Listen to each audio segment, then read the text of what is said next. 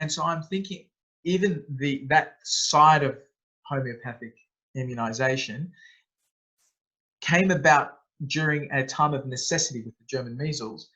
Why isn't that being looked at as a solution or an option for something like COVID-19? Um, Well, yeah, besides, yeah, as Hap said in our position paper yeah, on the way out, it gave the example of Cuba, okay, where homeopathic immunisation is being used against COVID in Cuba, and they're doing remarkably well. Their death rate is 11 per million, whereas in Australia it's in the 20s. So, there's a lot that could be done, in many, many ways. And it's not just to do with homeopathy. I mean, all forms of natural medicine. The simplest thing, Bass, yes, if everyone in a retirement village around the country was given adequate vitamin D supplementation, the incidence of COVID in those facilities would have been lower, and the death rate would have been significantly lower. It can be as simple as that. yes, But sure, what's the problem? The problem is that it's not a drug. right. The pharmaceutical companies can't make massive profits from it. That won't It's not benefit. what the orthodox health system is set up to believe in and to do.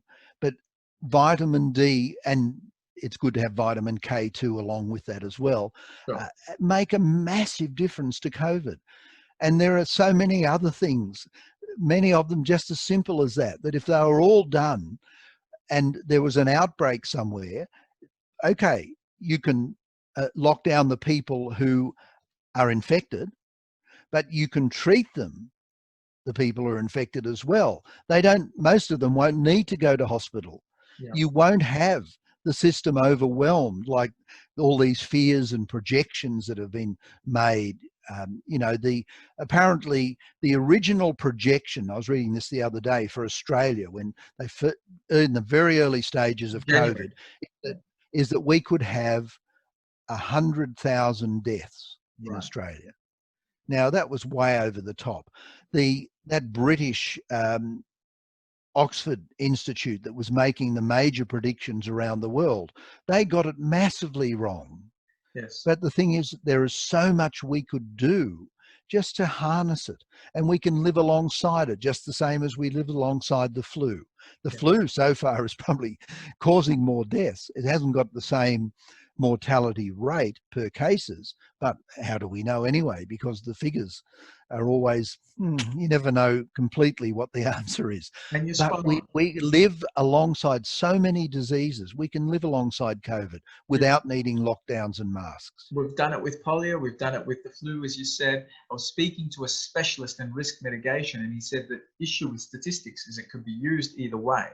And that's Yeah. exactly what happened in January, is the statistics were used to shut down the whole country.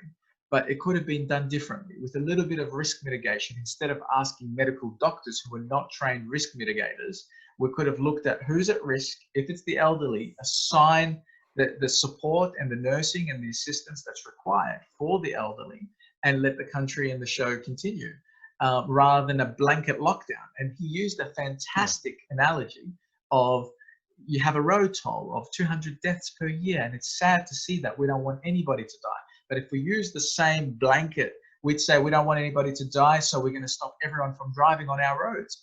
It would be crazy. It's not risk mitigation. It's just a blanket, shutdown or lockdown.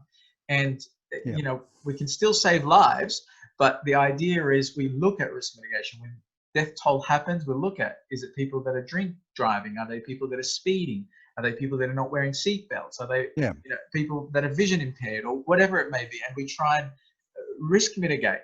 But in this case, there was no risk mitigation. There was simply asking a chief medical officer, or in Victoria's case, chief medical officer and health minister who got sacked, and finding what suits them or what suits their narrative, and we all go with it. And I think this is where also the media has a huge role to play, because the media fear and frenzy that happened, that we've seen, especially around, between January and March, was intense. That was in itself killing people of stress and fear before they even caught any virus. So Yeah. these are people that The should also media, be held accountable. absolutely. The media in this country is very beholden to the pharmaceutical cartels. Sure. And, you know, unfortunately, we don't get, even from the ABC, we don't get a balanced view of what could happen. But anyway, look, you know, it'll be interesting. The history of COVID will be written in 10 years' time, probably. We may still not know the full story, even that with that distance out. Yeah. But it'll be very interesting to see what is revealed. Right now, you know, there's so much information and misinformation circulating on both sides, on the pro pharmaceutical and the other side. We really don't know the truth. Well, All you don't we really can get do to hear the is other side. say there are options. Sure. There are options, and that's what HAP's trying to tell people. We do have options. Please tell your local member to have a look at them, because if enough local members of parliaments around the country looked and saw that there were options and then went to their party room and said, hey guys, I've looked at this, there's an option, and someone else said, yeah, I looked at it too, there's options. So that's what people can do with the Health Australia Party way out position paper. If they want, they can send it to members of parliament and say, look, this is evidence from other countries, from people in both orthodox medicine and natural medicines, not all just natural therapists. A lot of it's from doctors who also use integrative medicine in other countries, and say, look, this is evidence-based. We can do it now. We can save massive suffering, and we can control any future spikes, because at the moment, the COVID virus could be around for 2 or 3 years. No. It may also die out, but at the moment it looks like it's more likely to be around for a while. So we can't afford to have these dramatic restrictions placed every time there's a spike. We can control the spikes, and we can treat people who are infected effectively and quickly without them needing going to ICR units and things like that.